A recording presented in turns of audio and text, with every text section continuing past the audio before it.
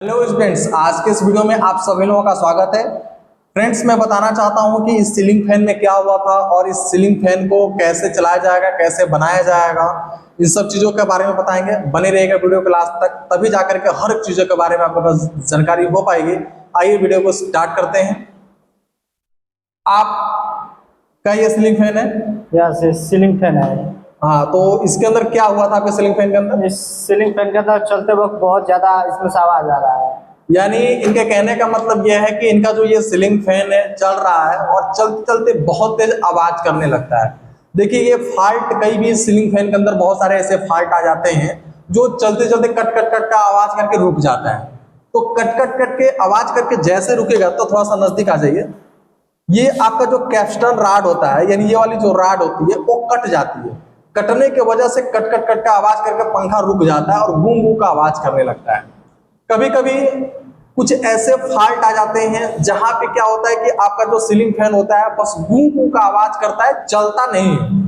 तो गूं गूं का आवाज करने का मतलब क्या है कि ये जो सीलिंग फैन है इसके अंदर हम लोग करंट देते हैं तो इसकी जो बाइंडिंग होती है ये बहुत ज्यादा आवाज करने लगती है, रोटर के अंदर गैप आ जाता है उसके कारण। या तो कभी कभी क्या होता है, इसका जो कैपेसिटर होता है वो आपका कैपेसिटर लो हो गया रहता है। जैसे कि जो लो हो जाता है तो ये इसको प्रॉपर वे में वोल्टेज नहीं दे पाता है, जिससे ये आपका चलता नहीं है। तो उस दौरान अगर गूं गूं का आवाज कर रहा है, सीलिंग फैन आपका नहीं चल रहा है, तो सबसे पहले कैपेसिटर को चेक करें। कैपेसिटर को चेक करने के बाद से रोटर और स्टेटर को चेक करें। ठीक है, कभी कभी कुछ ऐसे फॉल्ट आ जाते हैं आपके सीलिंग फैन के अंदर कि सीलिंग फैन चलता ही नहीं है, डेड है। तो जब चलता ही नहीं है तो प्रॉब्लम आपके कई सारे हो सकते हैं। जैसे प्रॉब्लम नंबर 1 कि आपका मेन बोर्ड से, यानी जो उसका स्विच का बोर्ड है जहां से आपका फैन चल रहा है, वहां पे आप जाकर के देखिएगा कि वो स्विच भी खराब रहता है, कभी कभी काम नहीं करता है, जिसकी वजह से सीलिंग फैन पर सप्लाई नहीं जा पाता, सीलिंग फैन आपका नहीं चलता है।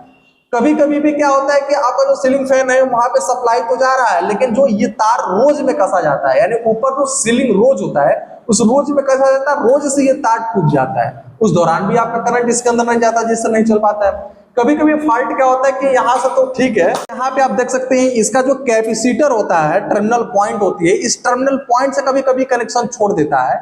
जिस अवस्था में एक फेस रहता है इसके अंदर, न्यूट्रल आपका कभी निकल गया तो गूं का भी आवाज इसके अंदर आने लगता है, सीलिंग फैन नहीं चलता है। तो उस दौरान जो है कि आप इस तार को ऐड कर देंगे तो फिर आपका यह काम चलने लगेगा। कभी कभी भी क्या होता है कि यहाँ पे भी ठीक रहता है, टर्मिनल पॉइंट भी जुड़ा रहता है, कैपेसिटर आपका खराब हो जाता है। तो जब कैपेसिटर खराब हो जाएगा उस दौरान भी आपका सीलिंग फैन नहीं चलेगा। कभी कभी भी क्या होता है कि आपका कैपेसिटर भी सही है, वहां पे करंट भी आ रहा है, टर्मिनल पॉइंट भी सही है, सब कुछ सही है, सब जगह कनेक्शन सही है, फिर प्रॉब्लम क्या है कि सीलिंग फैन आपका नहीं चल रहा है। तो उस दौरान जो होता है कि आपका जो इसका बाइंडिंग होता है, बाइंडिंग खराब हो जाता है, या बाइंडिंग से जो आपका टर्मिनल निकला होता है, लूप जो निकला होता है, लूप से भी टूट सकता है, बाइंडिंग भी जल जाता है। तो कभी कभी ये प्रॉब्लम आती है। तो ये प्रॉब्लम रहा जब सीलिंग फैन डेड हो जाएगा उस दौरान। कभी कभी क्या होता है, पंखा चलता है और उसी में से मधुर आवाज निकलता है, जैसे चू चू चू, पंखा चल रहा चुया रहा है। तो अगर इस तरीके का भी प्रॉब्लम आ जाता है तो जो ऊपर या नीचे की बैरिंग जो होती है वो टूट जाती है, और बैरिंग टूटने की वजह से उसका आवाज आता है। ठीक है, कभी कभी भी फॉल्ट आपका, हमको बहुत अच्छा फॉल्ट देखने को मिला कि आपका सीलिंग फैन हम ऐसे पकड़े, इसको घुमाए, बस ये एक चक्कर घूमता रुक जाता है। जब एक चक्कर घुमा और रुक गया तो इसका रीजन क्या आपका हो गया कि भाई एक चक्कर घुमा और रुक गया। इसका रीजन आपका सीधा सीधा दिखाई पड़ता है कि आपका जो सीलिंग फैन है ये आपका जो सेटिंग किया गया है, इसको कसा गया है, वो सेटिंग सही से नहीं हुआ है, जिसके कारण आपका सीलिंग फैन ऐसे कर रहा है। तो उस दौरान आप क्या करिए, मैलेट, यानी मैलेट लकड़ी के हथौड़े को बोलते हैं, मैलेट लीजिए और उस मैलेट से इसको पूरा एकदम अच्छे से चारों तरफ हल्का हल्का वार करके और फिर धीरे धीरे प्रेशर से कसिए, जिससे आपका सीलिंग फैन सही हो जाएगा। तो ये रहा फॉल्ट। अब मैं बताता हूं कि सीलिंग फैन के अंदर क्या हुआ है, इसको चेक करते हैं। तो सबसे पहले आप यहां से इसको खोल करके निकालेंगे, निकालिए इसको खोल करके। इसको हम लोग बोलते हैं सेफ्टी कवर। ये ऊपर नीचे जो लगा हुआ है इसको सेफ्टी कवर बोलते हैं, और इसमें जो राड लगा होता है इस राड को डाउन राड बोलते हैं। तो सबसे पहले डाउन राड और कैप्स्टन राड, यानी डाउन राड से कैप्स्टन राड को अलग किया जाएगा। ठीक है, डाउन राड से कैप्स्टन राड को अलग किया जाएगा। इसको बोलते हैं कैप्स्टन राड और इसको बोलते हैं डाउन राड, जिसके ऊपर सेफ्टी कवर लगता है। इसको बोलते हैं हम लोग टर्मिनल पॉइंट। ये जो पीवीसी की लगी हुई है इसको बोलते हैं हम लोग टर्मिनल पॉइंट। तो इस टर्मिनल पॉइंट को यहां से डिस्कनेक्ट करेंगे और फिर ये जो वायर है इस वायर को ऊपर से निकाल करके और फिर सारा नट खोला जाएगा। तो बहुत ही बारीकी और बहुत ही सावधानी से काम किया जाएगा। तो टर्मिनल पॉइंट खोलिए।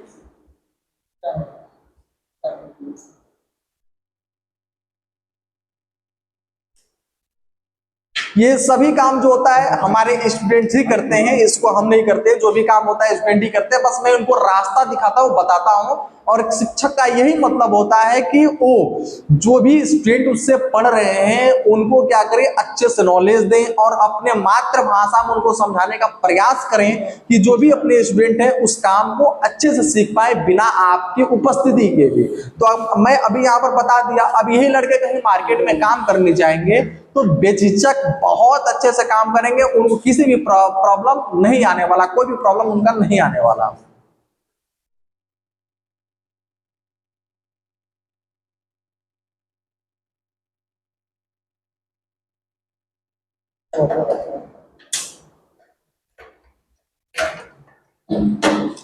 अब जो यहाँ पे आपका स्क्रू होता है इस स्क्रू को हम लोग खोल लेंगे। बहुत सारे लोग ये डबल वाला स्क्रू खोलना चालू कर देते हैं। तो मैं आपको बता दूं ये जो आपका स्क्रू होता है ये आपका ब्लेड के लिए होता है, जो इसकी पंखुड़ी होती है उसके लिए होता है। बाकी ये जो बीच में 3 स्क्रू लगाए जाते हैं, एक इस साइड एक इस साइड एक इस साइड, ये स्क्रू पंखे को निकालने के लिए, यानी जो बॉडी होता है उस बॉडी को निकालने के लिए ये आपके स्क्रू होते हैं।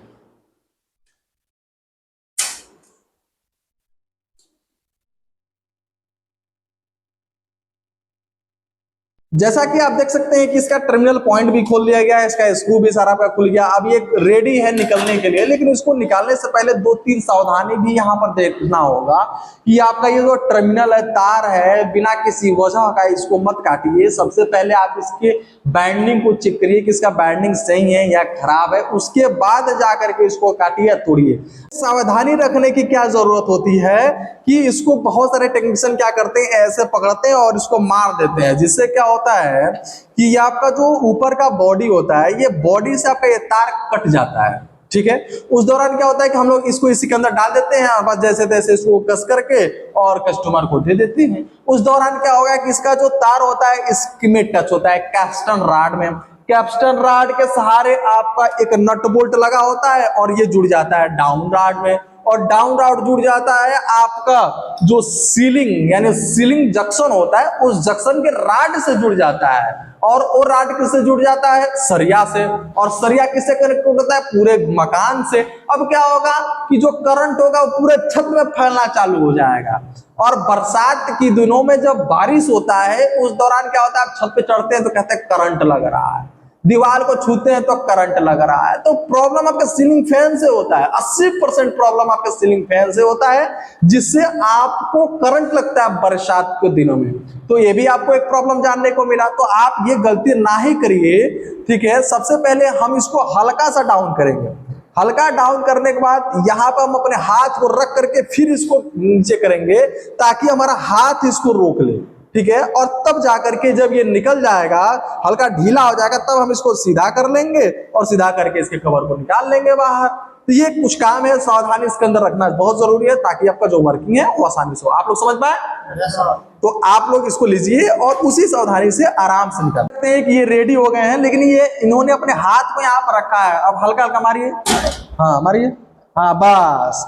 अब देखिए बहुत ही आसानी तरीके से ये आपका निकल गया। अब इसको क्या किया जाएगा, ये तार को सीधा करेंगे। ठीक है, ये तार को सीधा करेंगे। तार को सीधा करने के बाद से फिर इसको निकाला जाएगा। देख सकते हैं आप लोग, निकल गया। ये आपका ऊपर का बॉडी है, ये आपका जो है स्टेटर है। दिखाइए रोटर को, दिखाइए, निकालिए रोटर को। देखिए ये आपका रोटर है।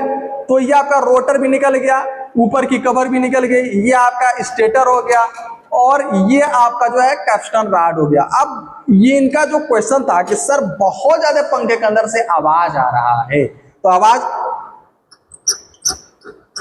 ऐसे ही आवाज आता है ना। ये इनका जो सीलिंग फैन है, ये इनका जो नीचे का बैरिंग है वो खराब हो चुका है। आप लोग भी सुन सकते हैं, ठीक है, जिसके कारण ये आवाज आ रहा है। तो इसके सॉल्यूशन के लिए आपको क्या करना होगा, सबसे पहले ये जो आपका स्टेटर है, इस स्टेटर को सबसे पहले बाहर निकालिए। अब बाहर निकालने के बाद से जो नीचे की बेयरिंग है अर्थात इसकी जो ऊपर की बेयरिंग है, इन दोनों बेयरिंग को क्या करिए, साफ करिए। ठीक है, हालांकि ये भी कुछ सही है लेकिन फंस रहा है, आप लोग थोड़ा सा इस पर ध्यान दीजिएगा। आवाज पे सुनिए, तो आवाज इसके अंदर से आ रहा है और ये बैरिंग कभी कभी रोक रहा है, ब्रेक मार रहा है। ठीक है, इसको स्मूथ चलना चाहिए, लेकिन जब ये चल रहा है तो ऐसे रुक रुक करके चल रहा है, तो उस दौरान इसको भी साफ कर लीजिए। पेट्रोल से आदि से, पेट्रोल डीजल जिससे भी आपको साफ करना है उससे साफ कर लीजिए। साफ करने के बाद से इसके अंदर हल्का ग्रीस, और ग्रीस जो होगा उसके साथ साथ में हल्का मशीन का तेल उसी ग्रीस में डाल दीजिएगा तो पूरा लुब्रिकेट हो जाएगा और उससे जो आपकी बेयरिंग होगी पूरी स्मूथ चलेगी। ठीक है, अब इसके नीचे के भी कवर को निकाला जाएगा और इसके नीचे के कवर को निकाल करके और पुनः दोनों को साफ करके लगा करके पंखे को चालू कर देंगे तो आपका पंखा पूरा चालू हो जाएगा। तो अगर आपको ये वीडियो अच्छा लगा होगा तो एक लाइक जरूर दीजिएगा, चैनल को सब्सक्राइब करिएगा। क्यों? क्योंकि इसी के related AC, electrician, fridge repairing, washing machine repairing, motor binding, चाहे आपका कुछ भी काम हो इलेक्ट्रिशियन के संबंधित, सेफ्टी ऑफिसर के संबंधित, सारी जानकारी मैं अपने YouTube चैनल पे देता रहता हूं। तो एक जगह आपको सारा चीज सीखने को मिलेगा, सारा सब कुछ आपको समझने को मिलेगा। हर एक इंस्टीट्यूट के बारे में आपको मैं जानकारी देता रहता हूं, कहां पे क्या चीज सिखाया जा रहा है, क्या अपडेटेड है। अगर आप हमारे पास भी सीखना चाहते हैं तो दिए गए नंबर पर संपर्क कर सकते हैं। बहुत बहुत धन्यवाद।